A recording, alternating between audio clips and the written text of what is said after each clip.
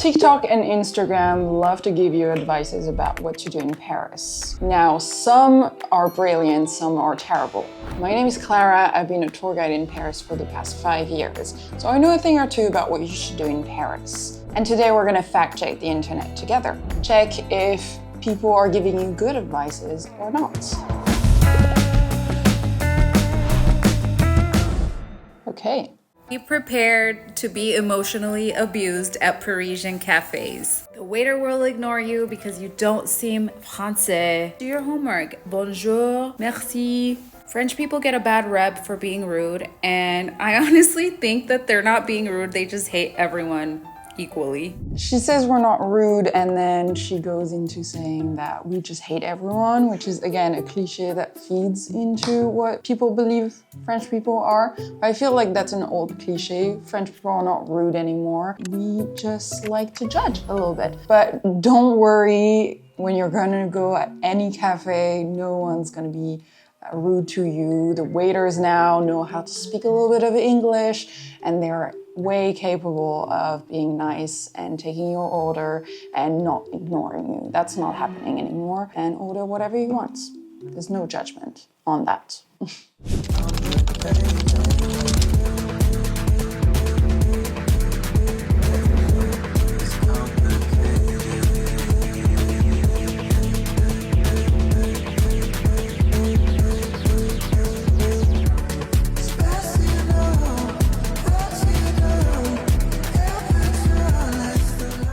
So this is your typically full tourist list. These are like 5 restaurants every tourist goes to. This is like, for me, the problem with TikTok advices. It's always the same recommendations, it's always the same addresses. And the baguette sandwich, to be honest, it's the most cliche thing you can try. It's like steak and fries. There's so much more in French food. Like, there's no point to that. You're just gonna chew heavily, and it's really not worthy of trying. And then it's like the cliche carré hot chocolate. You can find it anywhere else. It's gonna be as good. And the thing is, you're gonna arrive at those spots and it's just gonna be tourists, because these are only places tourists go to. So really, except from Au Pied de Cochon, which is for me a good advice because they got the best onion soup ever, you can skip the rest and go to more local experiences. Eau plate ou gazeuse? On va prendre de l'eau, une carafe d'eau. Vous prendrez une entrée? Une entrée, non. On va prendre du pain et du beurre. Pas salé. Et un dessert? Alors un dessert, non. Par contre, j'ai vu que vous serviez des pop-corn avec les boissons. Est-ce que je peux avoir des pop-corn sucrés? It's like a very cheap version of traveling to Paris. Honestly, I've never asked for like bread and butter for free. Some restaurants are gonna give those out of their own kindness, but it's not something you ask for. Bread is free in France. You should never pay for bread at restaurants, but asking for butter and salted butter is kind of weird. Asking for extra popcorn at the end of your meal is also a very weird thing to ask for. And I'm not sure any restaurant is going to serve you that without being, this time, maybe a little rude, because you're being rude yourself, asking for free items when it's not meant to be asked for. It's weird. Don't be weird. And finally, if you're planning to visit the top of the Eiffel Tower, I think the view from the second level is much better than the view from the third. Hope you have a great trip to Paris. Stick around for more smarter travel tips. So I think someone gave me that video to react, hoping I was going to agree with her. It's not the case. I prefer the view from the 3rd floor, but TKs are very difficult to get. So to be honest, 2nd floor is worthy of going up the Eiffel Tower. You don't need to struggle to get that 3rd level ticket, but it's true that there's a different level. When you're on the 3rd floor, you're looking over Paris and it feels like you're looking at a map of Paris. Whereas on the 2nd floor, you're seeing the view, but I prefer the view from the Arc de Triomphe because you actually see the Eiffel Tower from there. Because when you're up the Eiffel Tower, there's always something missing. But yeah, it's up to you guys. It's just a slightly different experience. Also, another tip, maybe if you want to try the restaurants, it's a way of having both your tickets and a restaurant experience in just one go. Is it the best experience you'll ever get in terms of restaurants? No, but it's all included at least. So I haven't started the video yet. I already see a mistake on the first image because, I mean, it obviously looks like AI, which we're not a big fan of. But also Rue de Rivoli, not Rivoli. Oh, okay, let's go. Until you understand this simple number system, these blue signs secretly tell you exactly where you are. Secretly, like not any city in the world has street signs and the names of them. Yes. Paris arrondissement spiral outward from the city center. And then we zoom into the Louvre. The Louvre that doesn't look at all like what's on the image. They've closed the area. Wait, the pyramid has too many fountains around, and then the courtyard behind it is also wrong. There's nothing like in terms of architecture that matches the Louvre. There's no need to continue. To be honest, like if you're believing what you're seeing, good luck. And I don't understand because this is a company that sells tours. They should know what they're selling in Paris, or at least be accurate about what they're producing with AI. You can use AI, just use it in the right way. It feels like they don't even know Paris. Are you gonna trust them? Wow. But you didn't tell me that. I asked you how much. You said it's gonna be metered. You told me it was gonna be metered. For me, you discount 16 euro, okay? 16. Yeah, so those are not like bike taxis or not really taxis. Like avoid them. I feel like it's not just Paris, it's any other city around the world. This is not a good way of getting transport. You can only find them at the Eiffel Tower, at the Louvre, at Notre Dame. Usually that means that it's meant for tourists, it's meant for tourists to be scammed. And yes, I've seen a few videos like this where people ask for a rate at the beginning, they give you a rate and then they show you another card once you're done with your tour and give you another price point. So really avoid that. Paris is a really great walkable city, or rent bikes if you want to bike yourself or take a taxi. There's no need for those in Paris, and usually it's scams. So yeah, I'm sorry about that, but avoid it as much as possible. Ain't nobody told me nothing! Somebody go get her. A little dramatic, just a little. Take me well! Take me well! Take me well! Okay, just a lot of drama in this video. I feel like it's someone trying to get clout. No one ever said like the Eiffel Tower is not touristy and it's not glamorous what you've seen on Instagram. That's the case with everything you're ever gonna visit out of an Instagram post. No, it's not smelly. No, it's not terrible and ugly. I mean, it's the Eiffel Tower. It's awesome. But Parisians, Europeans never told you to come to see the Eiffel Tower. You chose to do it yourself. It's a beautiful monument. It's the tallest tower in Paris. It's historical. Yes, it's a little touristy again, but too much drama. Like, there's not that many smell, it's not that terrible. It's a must try, but you do it once and then you're done. A proud thing Parisians will tell you is they never went up the Eiffel Tower. So if you want to be really Parisian, don't go up the Eiffel Tower, maybe, but don't be that dramatic too. Like, he's just looking for clout.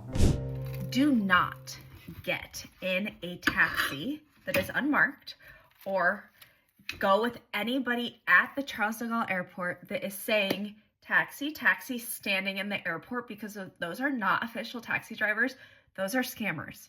I agree with what she's saying. There are scammers, taxi scammers at the airport, so do be careful. It did happen to me once. But yes, so basically when you arrive at the airport, walk past those people telling you they're taxis. They're not going to do anything, and it's nothing to stress about. But follow the signs that are going to take you to the taxi stand where you have the actual official taxis. Because the fake ones, well, they are going to double the price of your ride. And so you just need to find the right taxi stand, and that's where you have the official ones. The price is standard in Paris from the airport to the inside of Paris, so you can find that online with the right price for this year. And like this, you'll be able to have a safe ride all the way to the city center. Otherwise, another option is going to be the train that we call the RER, and that's going to take you right inside the city too. So it's up to you guys. But yes, be careful, although don't stress about it too much.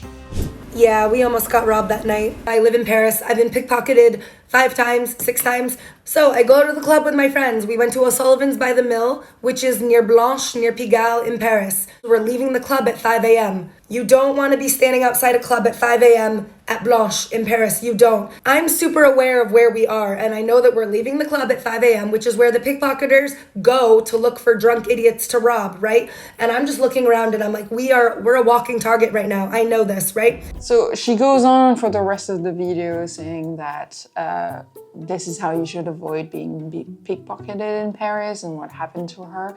I'm not gonna deny her experience, but yeah, do be careful when you're a group of girls out at 5 a.m. in any city around the world. I feel like it's a global experience, and I'm gonna give you a sisterly advice here. Sadly, we have to be careful. Call your Uber or book your Uber before you exit the club. It's not something specific to Paris, which she's experiencing. I've been living in Paris for 8 years now, and then I never got pickpocketed. It's all about common sense, trying to make sure you're staying safe for yourself, but it's a global experience for any woman walking around the city at 5 a.m. It's not a Paris thing that you should be scared of. Just always be careful. Always look at your surroundings, and of course, if someone tries to touch you, just run.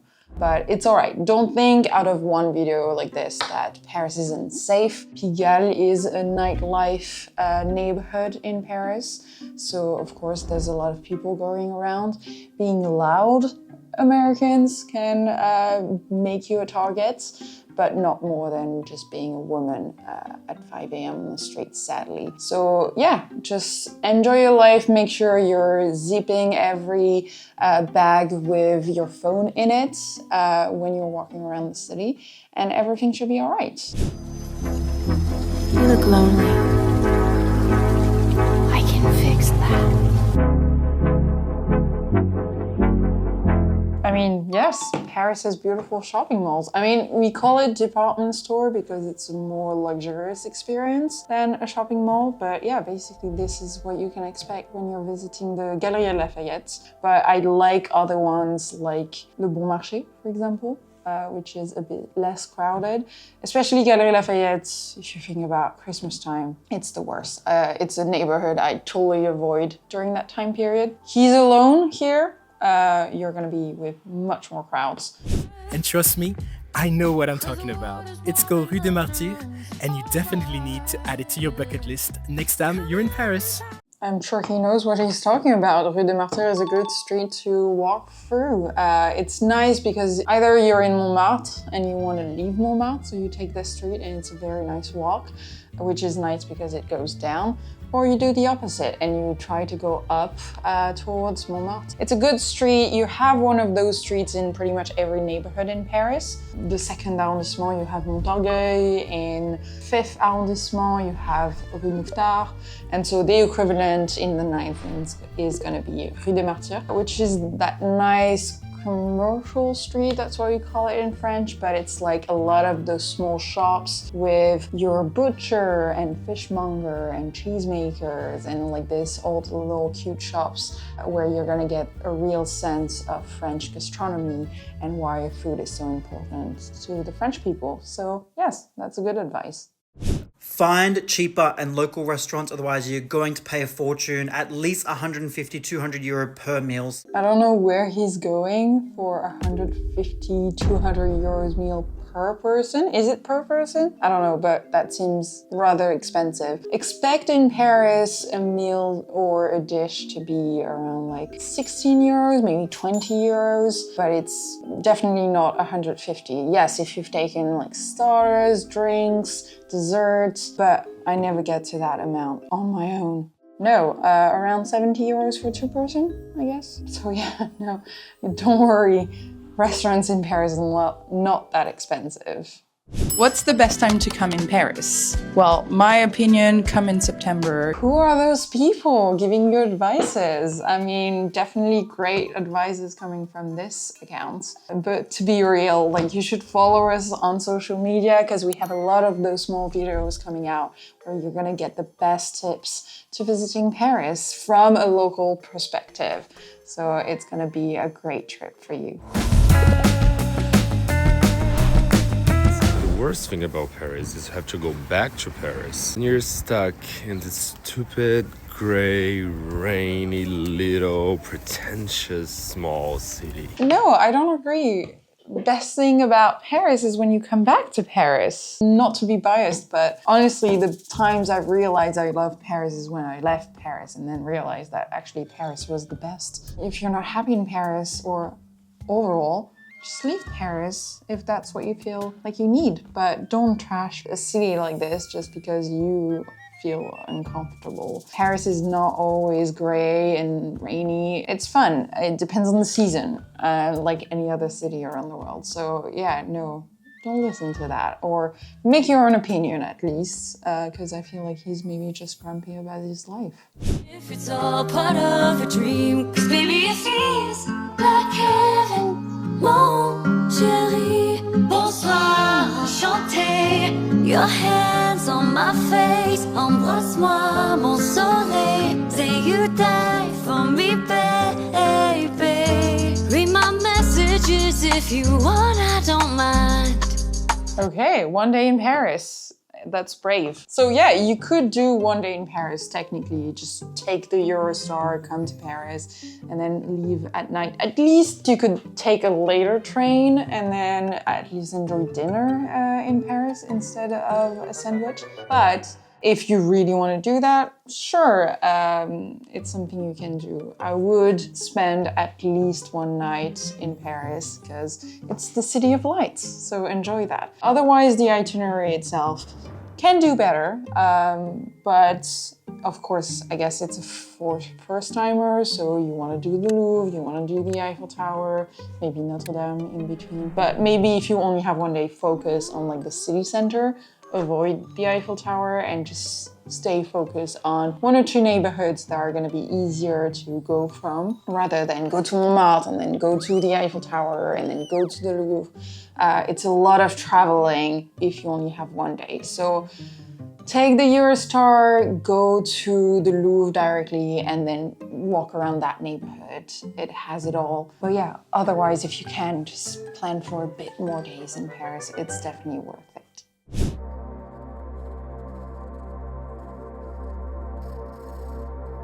They start with number 5, which is my neighborhood, and it's blue, so I was happy about it because it's true. It's a very like local neighborhood. Everything's safe. But then I don't understand the map. Why is the first and the second in red as like dangerous zone? I'd love to talk to that person that made that map because I don't understand why. The first is where you have the Louvre, is where you have a lot of the luxury shops around Vendôme. And then it's a very like trendy local neighborhood. And then the 13th is also in red, which is like a very safe where just people live. So I feel like maybe it's on a personal experience kind of map. Because otherwise, if you're scared about pickpockets, for example, you would definitely not put the 7th in a safe zone around the Eiffel Tower. So those kinds of maps in general are just nonsense. It's not that easy to categorize each arrondissement as safe or not. There's a very widely known, very harmful stereotype that French people are super mean, and if you come to France, they're gonna be rude to you, blah, blah, blah. And let me tell you, they're not rude, they're not mean, it's just a cultural difference, and that difference is that they are brutally honest with you. I mean, yes, We're not mean people. We're just honest. I'll agree with her. It's maybe cultural differences that people feel like we're rude or mean, which is even worse, but we're not. We're just happy people, love to argue also, which is often why there might be a difference. We love to use second degré in our humor, so for someone that doesn't understand that, it might be a little bit more difficult, and then we use a lot of slang and reverse words. It's just a different way of using our language. And in the end, if you talk to a French person, I guarantee you'll feel like we're nice. So come and visit Paris. It's gonna be great. And that was the last video. So what do you think? Any opinions you have? Any good advices you're gonna take? Anything you're gonna rethink about Paris? Let me know in the comments below, and make sure to follow us for more, because we always love to share our tips to the city, the history about it, and then our reactions all together. So see you next time.